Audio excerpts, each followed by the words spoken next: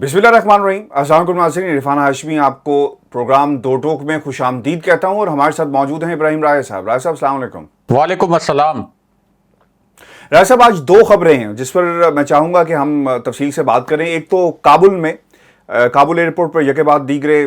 दो धमाके हुए हैं और सर इसके नतीजे में 12 अमरीकी फ़ौजियों समेत 60 अफराद की हलाकत की इतलात हैं, जो इस वक्त ताज़ा तरीन सूरत हाल है। और दूसरा, इमरान खान की स्पीच 3 साल कारकर्दगी। लेकिन मैं चाहूँगा कि आज ज़्यादा जो प्रोग्राम का हिस्सा है उस पर हम अफ़गानिस्तान की सिचुएशन जो अब डेवलप हुई है इस पर बात की करें। सर, ये ऐसा होना था क्योंकि बहुत सारी ऐसी क़ुव्वतें हैं जो अफ़गानिस्तान के अंदर अमन नहीं देखना चाहती और इशारे जो हैं वो दाइश की तरफ जा रहे हैं। और जो अब तक की रिपोर्ट्स हैं उसमें ये कहा जा रहा है कि धमाकों में 12 अमरीकी फ़ौजी हलाक हुए हैं, जबकि इसमें कहा जा रहा है कि दर्जनों ज़ख्मी हैं। और तमाम जो लोग थे, यानी ये जितने भी फ़ौजी मारे गए हैं, 11 एहलकारों के हवाले से ये कहा जा रहा है साहब कि ये US मरीन्स के हैं और एक अमरीकी बहरिया की मेडिकल टीम का एहलकार था। अच्छा, अब ये तो खैर सिचुएशन है, अदाद शुमार हैं, आ रहे हैं, लोग वहाँ पर फंसे हुए हैं और सबकी ये कोशिश है कि किसी तरह अफ़गानिस्तान से निकल जाएं। और अब ये आप कैसे देखते हैं अफ़गानिस्तान की अब सूरत हाल को, ख़ुसूसन काबुल की? चूँकि डेडलाइन तो सर पूरी होती हुई हमें नज़र नहीं आ रही, लोग यहाँ पर फंसे होंगे। अब क्या होगा? एक रिएक्शन आएगा या रिएक्शन के नतीजे में गलत फ़ैसले होंगे या एक्सटेंशन की जाएगी या फिर ये डेडलाइन जो है इसकी तारीख़ बदल दी जाएगी? सर, क्या होगा? आपको लगता है कि रेजिस्टेंस तालिबान की तरफ से भी शो किया जाएगा? क्योंकि जो हमलावर थे, किसी ने दावा किया है अफ़गानिस्तान के मीडिया में कि ये ख़ुदकुश हमलावर थे जो लोगों के हजूम में गए और उन्होंने अपने आप को उड़ा लिया। अगर इस तरह के हालात कंटिन्यू करते हैं तो सर फिर तालिबान का कंट्रोल तो नहीं रहेगा, तालिबान अपने इंतज़ामी अमूर बेहतर अंदाज में सरअंजाम नहीं दे पाएंगे, हुकूमत नहीं बना पाएंगे। अभी तो सिर्फ निकलने के मामले पर हालात ख़राब होना शुरू हो गए हैं। देखिए आशमी साहब, एक तो इनिशली जो इब्तदाई इतला है उसके मुताबिक तो दाइश ने क्लेम की है इस धमाके की रिस्पॉन्सिबिलिटी।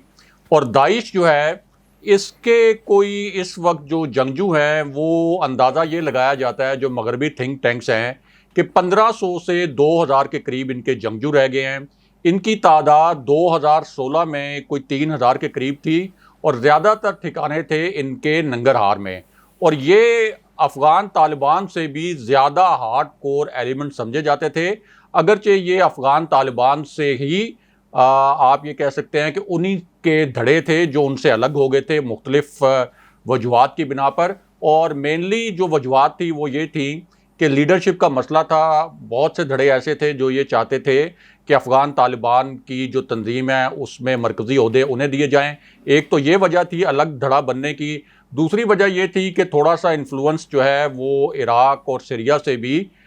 थोड़ी सी इंस्पिरेशन यहाँ पे कुछ ऐसे जंगजू थे जिन्होंने ली थी और वो समझते थे उस वक्त के कोई शायद खिलाफत कायम हो जाएगी इराक़ में और सीरिया में, जिसकी वजह से यहाँ पर दाइश ने अपने कदम जमाए। अब अमरीकी फोर्सेस एक तरफ थी, लेकिन यहाँ पर जब अमरीकी फोर्सेस का विड्रॉल नहीं हुआ था और बहुत दूर दूर तक कोई इम्कान नहीं था, यानी ये हम बात कर रहे हैं 2016 से 2019 के आखिर तक, तो उस दौरान भी दाइश और तालिबान के दरमियान बहुत ही खूनरेजी हुई, बहुत क्लैशेस हुए। तालिबान को उन्होंने नुकसान पहुंचाया क्योंकि वो ज़्यादा हार्ड कोर हैं, लेकिन तालिबान ने उनकी कमर तोड़ के रख दी और ये फिर उनके जो ठिकाने थे वहाँ से ये तितर बितर हुए और मुख्तलिफ छोटी छोटी जगहों पे इन्होंने पनाह ली। उसके बाद इनका जो कार्रवाई का तरीक़ाकार था, यानी तालिबान तो एक मुनज़्ज़म फोर्स की सूरत में सामने आए, लेकिन इन्होंने एक तरह से छापा मार कार्रवाइयाँ शुरू कर दी। यानी किसी जगह पे जाके अचानक 2-3 लोग गए, उन्होंने खुदकुश हमला कर दिया। एक ने कोई खुदकुश हमला किया तो दूसरे ने उसके फ़ौरन बाद फायरिंग वगैरह कर दी। तो इस वक्त भी दाइश के 1500 से 2000 एहलकार जो जंगजू हैं वो मौजूद हैं। लेकिन ये जो धमाका हुआ है इसका पस मंज़र और है, यानी इसको हम तालिबान की इंतज़ामी सलाहियतों से नहीं जोड़ सकते। ये धमाका इसलिए हुआ है कि जाहिर है कि दाइश के लिए सबसे इस वक्त एक आसान हदफ अमेरिका के मामले पर यही हो सकता था कि वो काबुल एयरपोर्ट पर पूरी कोशिश करें कि अमेरिकी फ़ौजियों को वो हदफ बनाएं, क्योंकि इराक़ में जो कार्रवाई हुई उनके ख़िलाफ़, सीरिया में जो कार्रवाई हुई, اس کے بعد تو ان کے لیے تو دشمن نمبر 1 امریکہ ہی ہے، اور وہ پوری دنیا میں کسی بھی اور جگہ پر اتنی آسانی سے امریکی اہداف کو نشانہ نہیں بنا سکتے تھے۔ سب سے آسان ہدف ان کو یہی نظر آیا کہ ایک ایسے وقت میں جب امریکہ کی وڈرال ہو رہی ہے اور تھوڑا سا ڈھیلا ڈھالا سا وہاں پہ نظام ہے کابل ایئرپورٹ پر، تو انہوں نے یہ فیصلہ کیا کہ یہاں پر امریکی فوجیوں کو نشانہ بنایا جائے۔ آپ دیکھ لیں کہ عراق اور سیریا میں جب سے داعش کے خلاف کارروائی ہوئی ہے، کوئی بہت بڑا ایسا حملہ نہیں کر سکی داعش امریکی مفادات پہ۔ ویسے ادروائز انہوں نے کچھ یورپین کنٹریز میں چھوٹے موٹے حملے کیے ہیں، لیکن امریکی فوجیوں کو یا امریکی حکام کو وہ کبھی بھی نقصان نہیں پہنچا سکے۔ اب یہاں جو سچویشن تھی وہ سمجھنے کی ضرورت ہے۔ ایک تو کابل ایئرپورٹ کے باہر کوئی 3 کلومیٹر کی ایک ایسی کیو تھی، ایک ایسی لائن لگی ہوئی تھی جہاں پہ افغان شہری، سینکڑوں افغان شہری گاڑیوں میں بھی موجود تھے، اور وہ اپنے ڈاکومنٹس جو ہیں وہ مختلف انہوں نے اپنے ساتھ رکھے ہوئے تھے، اور وہ اس آس پر تھے کہ جس طرح سے پہلے کچھ افغان شہری یہاں سے نکلنے میں کامیاب ہوئے ہیں، امریکہ جانے میں، برطانیہ جانے میں، قطر جانے میں، تو شاید وہ بھی اس پورے وڈرال کے اندر ان طیاروں میں بیٹھ جائیں جو کہ امریکہ جائیں گے، یورپ جائیں گے یا کسی اور ملک جائیں گے۔ تو یہ ایک بڑا آپ یہ کہہ سکتے ہیں کہ آسان صورتحال تھی دھماکہ کرنے کے لیے، کیونکہ امریکی فوج نے پورا فوکس کر لیا تھا کابل ایئرپورٹ کے اندرونی حصوں پہ۔ جو بیرونی حصہ تھا اس بیرونی حصے پہ طالبان کے جو گارڈز ہیں انہوں نے اپنے 1-2 دستے وہاں پہ تعینات کیے ہوئے تھے۔ اب ہوا یہ ہے کہ ایک تو جو دھماکہ ہوا ہے، جو وہاں سے اطلاعات آ رہی ہیں کہ ایک تو خود کش حملہ آور نے خود کو وہاں پہ بلو اپ کیا ہے اور وہ دھماکہ ہوا ہے، اس کے بعد پھر بڑی شدید فائرنگ ہوئی ہے، یعنی جو دوسرا وہاں پہ حملہ آور موجود تھا، اور ٹارگٹ کیا گیا ہے صرف وہاں پہ جو عام افغان شہری نہیں ہیں۔ یہ جو 12 امریکی اہلکاروں کی ہلاکت کی تصدیق ہوئی ہے، اور ابھی یہ بھی کہا جا رہا ہے کہ یہ تعداد بڑھ بھی سکتی ہے، تو اس کا مطلب یہ ہے کہ وہاں پر یہ جو پورا اٹیک کیا گیا ہے یہ پلان کر کے کیا گیا ہے، اور اصل ہدف جو ہے اس کے امریکی اہلکار تھے، وہ افغان شہری نہیں تھے، اور اسی لیے داعش نے اس کو انیشلی کلیم بھی کیا ہے۔ لیکن جب یہ وڈرال مکمل ہو جائے گا، جب امریکی انخلاء اور نیٹو کا انخلاء مکمل ہو جائے گا، تو یہ داعش افغان طالبان کے لیے کبھی بھی کوئی بڑا چیلنج نہیں بن سکتی۔ دیکھیں 70 سے 75 ہزار جو ان کے اہلکار ہیں، جنگجو ہیں افغان طالبان کے، پھر بہت سے گروپس ایسے ہیں جب ان کو یہ پتہ چلتا ہے کہ اچھا یہ گروپ اقتدار میں آ گیا ہے تو وہ بھی ان کے ساتھ جڑ جاتے ہیں۔ جیسے پنشیر میں وہ جو مزاحمتی گروپ تھا احمد مسعود کا، اب انہوں نے کہہ دیا، ان کے پاس بھی 9000 جنگجو موجود تھے، لیکن انہوں نے کہہ دیا کہ ہم نے وہ چاری کر کے علاقے میں مذاکرات ہوئے ہیں، اور انہوں نے کہا کہ جی کچھ معاملات پر اتفاق ہو گیا ہے، کچھ جو باقی معاملات ہیں ان کے اوپر اتفاق ہو جائے گا، مذاکرات جاری ہیں، لیکن دونوں سائڈ سے یہ طے ہو گیا ہے کہ کوئی بھی سائڈ جو ہے وہ پہلے حملہ نہیں کرے گی، یعنی افغان طالبان بھی حملہ نہیں کریں گے، اور احمد مسعود کا جو مزاحمتی اتحاد ہے وہ بھی حملہ نہیں کریں گے۔ تو یہ جب وڈرال ہو جائے گی تو یہ آخری جو 1500 سے 2000 جنگجو ہیں داعش کے، طالبان ان کو خطرہ سمجھتے تھے، اسی وجہ سے طالبان نے ان کے اوپر حملے بھی کیے تھے، تو ان 1500 سے 2000 جنگجوؤں سے نمٹنا کوئی زیادہ مشکل نہیں ہوگا۔ اس سے پہلے جو افغان طالبان کی حکومت رہی تھی تو اس میں انہوں نے کم سے کم امن و امان قائم کر دیا تھا، اگرچہ اس وقت جو ان کا طریقہ کار تھا سزائیں دینے کا وہ یقیناً ٹھیک نہیں تھا، اس کے اوپر بہت تنقید بھی ہوتی تھی، اس کے اوپر انٹرنیشنل اسٹیبلشمنٹ کی ریزرویشن بھی آتی تھی، لیکن ابھی یہ جو معاملہ ہے اس کو اس طرح سے نہیں دیکھا جا سکتا کہ کوئی افغان طالبان اس میں فیل ہو گئے ہیں، کیونکہ سیکیورٹی بھی جو افغان طالبان کے ترجمان کا سٹیٹمنٹ بھی آیا ہے، وہ میں بس ختم کرتا ہوں، وہ سٹیٹمنٹ بھی یہی کہہ رہا ہے کہ جو کابل ایئرپورٹ کی سیکیورٹی تھی وہ امریکہ کے پاس ہی تھی۔ دوسرا اس کا فال آؤٹ دیکھیں پاکستان پر کیا آیا ہے، ظاہر ہے کہ افغانستان میں اگر بدامنی پیدا ہوگی تو اس کا فال آؤٹ پاکستان میں بھی آئے گا۔ اب یہ خبر میں آپ کو بتاؤں اور اپنے ویور سے شیئر کریں کہ 21 دن کے لیے اسلام آباد کے جو ہوٹلز ہیں اور جو راولپنڈی کے ہوٹلز ہیں وہ بند کیے گئے ہیں، کیونکہ اب پاکستان نے فیصلہ یہ کیا ہے کہ وہاں سے جو وڈرال ہو رہا ہے اس کے بعد جو غیر ملکی وہاں سفارتکار ہیں جو پاکستان کے اندر آئیں گے، جن کو امیڈیٹلی یہاں سے امریکہ، برطانیہ یا اپنے ملکوں میں منتقل نہیں کیا جا سکتا، 21 دن کا ان کو ٹرانزٹ ویزا دیا جائے گا پاکستان میں، تو یہ سارے ہوٹلز خالی کرائے جا رہے ہیں، اسلام آباد کے بھی، راولپنڈی کے بھی، تاکہ یہ غیر ملکی جو وہاں سے انخلاء کر کے پاکستان آئیں گے پہلے اور یہاں پر رہیں گے۔ اب ٹھیک ہے، یہ بڑا زبردست ایک سفارتی اقدام ہے، پاکستان کا مشکل کی گھڑی ہے، اور انٹرنیشنل کمیونٹی کو ایک ہم پازیٹیو میسیج دے رہے ہیں، لیکن اس کا امپیکٹ پاکستان کے اوپر اس طرح سے بھی آ سکتا ہے کہ ظاہر ہے کہ یہ امریکی، برطانوی یا جو دیگر اہلکار جب ادھر اسلام آباد میں، راولپنڈی میں یا دیگر شہروں کے ہوٹلز میں ٹھہریں گے تو یہاں بھی تو کچھ سیلز ایسے موجود ہیں، یعنی تحریک طالبان پاکستان کے یا دیگر دہشت گرد گروپس جو ہیں جن کو بھارت سپورٹ کرتا رہتا ہے، تو پاکستان میں بھی اس قسم کی خدا نخواستہ کوئی صورتحال بن سکتی ہے۔ تو اس کا فال آؤٹ یعنی افغانستان کے اندر بدامنی کا وہ پاکستان کے اوپر آئے گا، لیکن میرا ایک گمان یہ ہے اور میری اسیسمنٹ یہ ہے کہ یہ وڈرال مکمل ہونے کے بعد داعش افغان طالبان کے لیے کوئی بڑا خطرہ نہیں ہوگی اور اس کو مکمل طور پر کچل دیا جائے گا۔ راز صاحب، اب یہ سوال ہے اور یہ امپورٹنٹ یہ ہے کہ امریکہ افغانستان سے نکلنے میں کیا اب جلدی کرے گا، کیونکہ اگر ایک دھماکہ ہوا، دوسرا ہوا، حملہ ہوا، سر ان کی تعداد بھی بڑھ سکتی ہے، اور اب امریکہ جلدی کرے گا یا نہیں کرے گا؟ چونکہ اگر چاہے تو کیپیسٹیز کے ایشوز تو نہیں ہیں، اگر ایک رات کے اندر وہ 20,000 لوگوں کو لے کے جا سکتے ہیں اور ایک اوور نائٹ 106 فلائٹس اگر آپریٹ ہوئی ہیں اور یہ میڈیا میں رپورٹ بھی ہوا، تو کیپیسٹی کا ایشو تو نہیں ہے۔ پھر آپ کو لگتا ہے کہ امریکہ کی طرف سے تیزی کی جائے گی؟ کیونکہ لگ ایسا رہا ہے کہ خدشات تو ہیں سر۔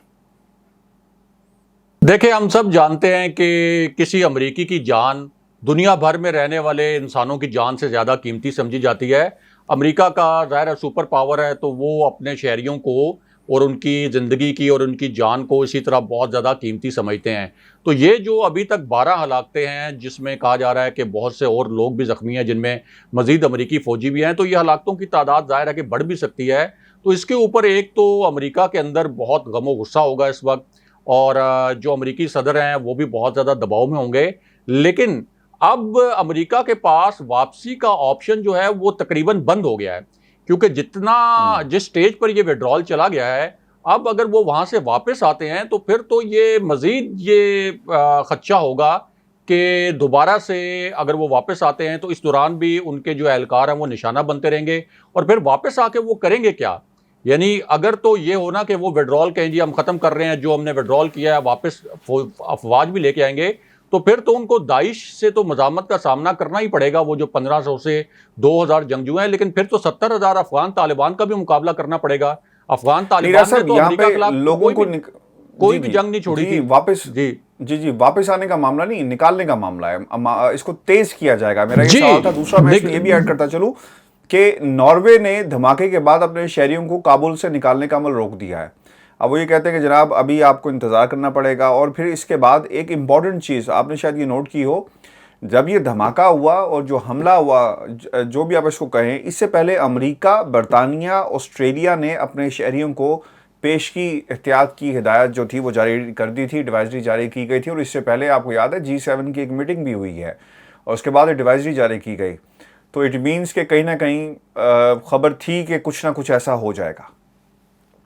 جی، یہ تو امریکی صدر کی جانب سے بھی کہا گیا تھا کہ ہمارے پاس بڑی پکی انٹیلیجنس رپورٹ ہے، اور اسی وجہ سے انہوں نے اپنے شہریوں کو کہا تھا کہ کابل ایئرپورٹ پر جب تک یہ جو انٹیلیجنس رپورٹ ہے اس کے کوئی کاؤنٹر رپورٹ نہیں آتی جو اس کو نیگیٹ کرے، تو تب تک امریکی شہری، برطانوی شہری، یورپین شہری یا نیٹو کے دیگر ممالک کے شہری کابل ایئرپورٹ پر نہ آئیں۔ ظاہر ہے کہ ان کو اپنے شہریوں کی زندگی بہت عزیز ہے، لیکن دوسری جانب آپ یہ دیکھیں کہ افغان شہری جو ہیں انہوں نے پچھلے 20 سال کی خانہ جنگی کے دوران، جس کی ذمہ داری بھی یورپ پر ہے، امریکہ پر ہے، اور اس سے پہلے بھی ایک طویل خانہ جنگی رہی یہاں پہ جس کی ذمہ داری سوویت یونین پر ہے، تو افغان طالبان کی زندگی، افغان شہریوں کی زندگی اتنی میزریبل رہی، اتنی انہوں نے بری زندگی گزاری کہ اب جب امریکہ یہاں سے وڈرال کر رہا ہے تو وہ 25-30 ہزار لوگ ہر وقت کابل ایئرپورٹ کے اطراف اس آس پر بیٹھے رہتے ہیں، اور اس ایئرپورٹ کے ساتھ ایک گندا سا نالا بھی ہے، تو ادھر وہ اس آس پہ بیٹھے رہتے ہیں کہ شاید ہم یہاں سے نکلنے میں کامیاب ہو جائیں۔ تو اس سے آپ اندازہ لگائیں کہ عام افغان شہری کی زندگی میں، اور یہ جو یورپینز ہیں، امریکنز ہیں، اور جو دیگر ممالک ہیں ترقی یافتہ، ان کی زندگیوں میں کتنا فرق ہے۔ یہ جو ایڈوائزری جاری کی گئی تھی، ظاہر ہے کہ یہ افغان میڈیا نے بھی نشر کی تھی، لیکن اس کے باوجود جو وہاں افغان شہری تھے وہ جان پر کھیل کر بھی جانا چاہتے تھے، ایک رسک لینا چاہتے تھے کہ کسی طریقے سے وہ کابل سے نکلیں۔ اور یہ وجہ نہیں ہے اس کی کہ صرف کوئی افغان طالبان آ گئے تھے تو انہوں نے سوچا کہ اب نکل جائیں افغان طالبان کے خوف سے. کچھ لوگ یقیناً اس خوف سے نکلنا چاہ رہے ہوں گے, لیکن بہت سے لوگ اس وجہ سے وہاں سے نکلنا چاہ رہے تھے کہ ان کی خواہش تھی کہ اب اگر ایک وڈرال ہو رہا ہے تو شاید ان کا چانس لگ جائے امریکہ میں, وہ کوئی اپنا بہتر مستقبل بنا سکیں, یورپ میں اپنا اور اپنے اہل خانہ کے لیے بہتر مستقبل بنا سکیں. تو یہ وڈرال کی جو آپ بات کر رہے ہیں, یہ تو اب اس میں تیزی آ سکتی ہے. یہ تھوڑا سا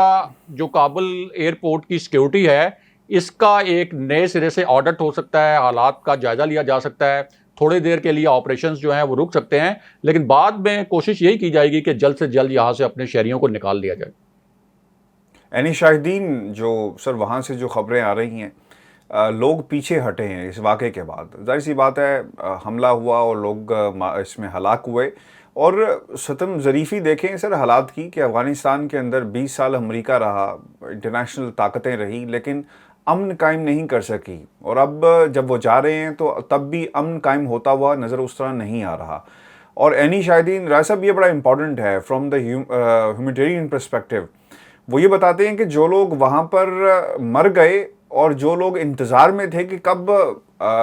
کابل ایئرپورٹ کے دروازے کھلے اور اندر چلے جائیں, اور وہ کوشش میں تھے, انہوں نے کیا کیا, اپنا راستہ صاف کرنے کے لیے ان لاشوں کو نالے میں پھینک دیا, جس نالے کا ذکر آپ نے کیا.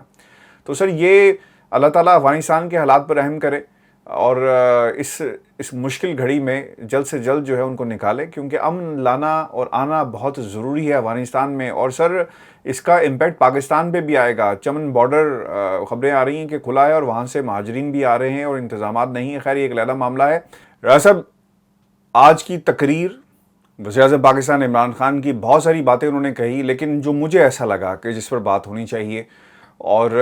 یہ بات ہمیں عام بھی کرنی چاہیے,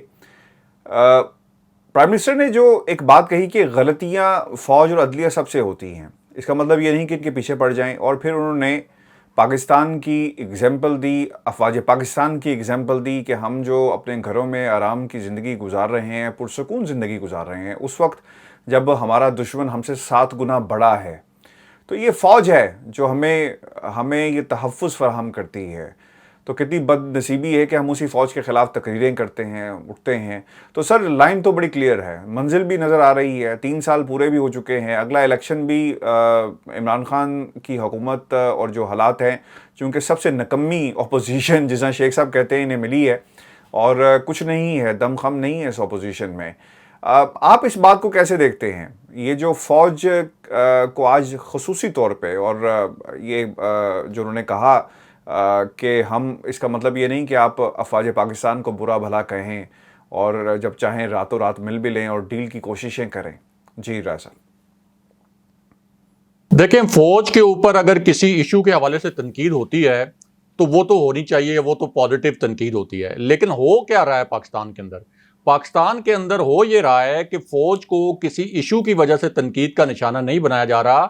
فوج کو بطور ادارہ جان بوجھ کر ٹارگٹ اس لیے کیا جا رہا ہے تاکہ عوام میں فوج کا اعتماد ختم ہو, کیونکہ پاکستانی عوام کا پاک فوج کے اوپر بہت زیادہ اعتماد ہے, اور یہ اعتماد ہی ہے جس نے پاک فوج کو اتنا مضبوط بنایا ہوا ہے. آپ دیکھیں کہ پرائم منسٹر نے بھی اس کی مثال دی, جو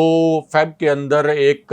مس ایڈونچر کرنے کی کوشش کی تھی بھارت نے بالاکوٹ میں, تو وہ فوج ہی تھی کہ جس نے ایک دن کے اندر اگلے دن, یعنی بھارت نے تو رات کے اندھیرے میں وہ ایک مس ایڈونچر کیا تھا, لیکن فوج نے تو اگلے دن بالکل صبح روشنی کے اندر اپنے سے 7 گنا بڑے دشمن کے اوپر حملہ بھی کیا, 2 طیارے بھی مار گرائے. پھر وہ ابھی نندن کے کیپچر کرنے کے شارٹس جو ہیں, اس کو گرفتار کرنے کے شارٹس, ہم سب کو پتا ہے کہ عالمی میڈیا پہ اس دن وہ سب سے زیادہ دیکھے جانے والی فوٹیج تھی. پھر ہمارا چونکہ اپر ہینڈ تھا, ہم نے 2 طیارے بھی مار گرائے تھے. پھر ہم نے جب ابھی نندن کو واپس کیا تو پھر ہم نے ایک بڑا وائز موو کیا کہ ہم واگا بارڈر سے براہ راست ہم نے پی ٹی وی پہ نشر کیا کہ ہم دیکھیں ہم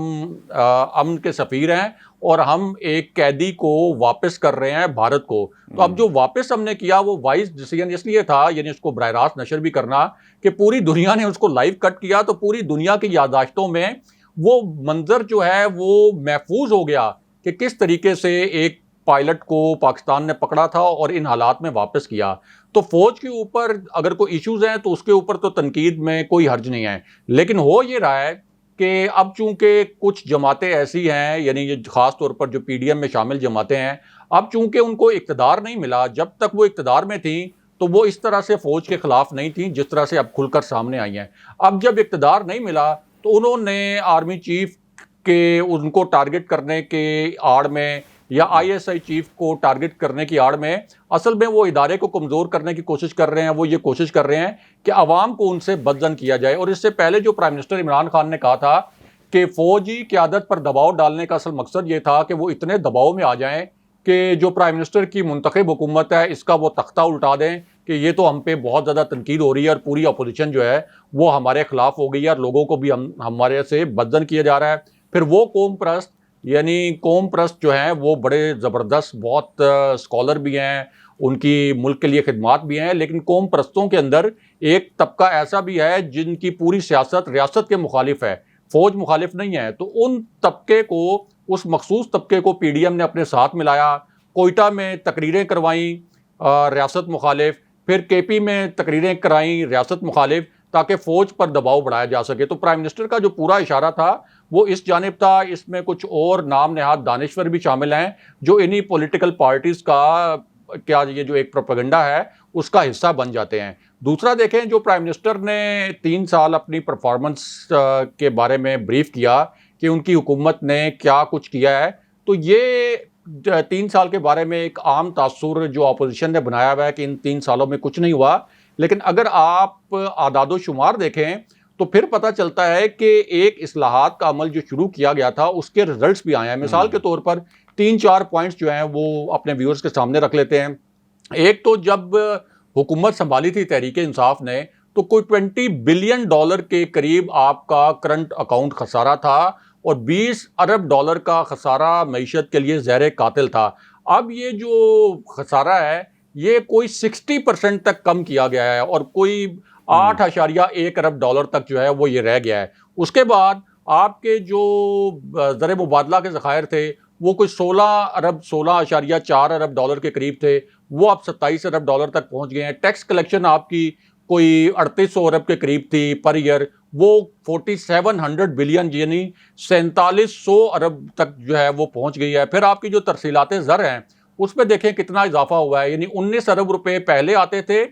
پاکستان کے اندر سالانہ، اب یہ جو ہے وہ 29 ارب تک پہنچ گئے ہیں. تو یہ بھی آلموسٹ ڈبل ہو گئے ہیں آپ کی جو ترسیلات زر ہے جس کے اوپر آپ کی پوری معیشت جو ہے وہ اس وقت کھڑی ہے. پھر آپ یہ دیکھیں کہ سیمنٹ انڈسٹری جو ہے اس کی گروتھ میں ریکارڈ اضافہ ہوا ہے پچھلے 3 سال کے اندر. کسانوں کے پاس ایک اندازہ لگایا گیا ہے کہ کوئی 1100 ارب روپے ان کی جو پہلے آمدن تھی اس میں 1100 ارب روپے کا اضافہ ہوا ہے. صنعتوں کی آپ شرح نمو دیکھ لیں اس میں کوئی 17 سے 18% تک اضافہ ہوا ہے. اور اس کے باوجود کہ جو کرپشن کا ایک حجم رہا ہے پاکستان کے اندر، تو آپ دیکھیں کہ 18 سال ہم نیب کو بہت برا بھلا کہتے ہیں لیکن اس حکومت کا کریڈٹ ہے کہ 18 سال کے اندر اس سے پہلے، اس حکومت کے آنے سے پہلے نیب نے کل 90 ارب ریکور کیے تھے، یعنی 90 ارب کی ریکوری کی تھی. اور صرف 3 سال یہ جو حکومت ہے، کیونکہ اس کی طرف سے نیب کے اوپر کوئی اس طرح کا دباؤ نہیں تھا کہ یہ بڑے بڑے جو کرپٹ لوگ ہیں ان کو چھوڑ دیں، ان سے ریکوریز نہ کریں، یہ جو فراڈ ہاؤسنگ سوسائٹیز ہیں ان سے ریکوری نہ کریں. تو انہوں نے 519 ارب روپے 3 سال میں ریکور کیے ہیں تحریک انصاف کے. کہاں 18 سال کے 90 ارب اور کہاں 3 سال کے 519 ارب. تو یہ کی فیچرز ہیں. اور اس کے ساتھ سب سے اہم بات یہ ہے کہ ایک بنیادی معیشت میں جو اصلاحات ہونی چاہیے تھی وہ اصلاحات بھی ہوئی ہیں. تو یہ ایک لانگ ٹرم پاکستان کو فائدہ ہوگا. نظر تو آ رہا ہے کہ پرائم منسٹر عمران خان کی آگے حکومت ہوگی، تحریک انصاف کی حکومت ہوگی، کوئی چیلنج نہیں ہوگا. لیکن آگے کوئی بھی حکومت آئے، لیکن کوئی بھی حکومت، یعنی اگر تحریک انصاف کی حکومت نہیں بھی آتی کسی وجہ سے، تو یہ جو اصلاحات کی گئی ہیں تحریک انصاف کے دور میں، ان اصلاحات سے اگلی حکومت کو بھی معیشت کا پہیہ چلانے میں آسانی ہوگی. ویورز، یہ تھا آج کا 2 ٹوک. اپنا کمنٹ ضرور بھیجیے گا. مجھے اور رائے صاحب کو اجازت دیجیے. اللہ نگہبان.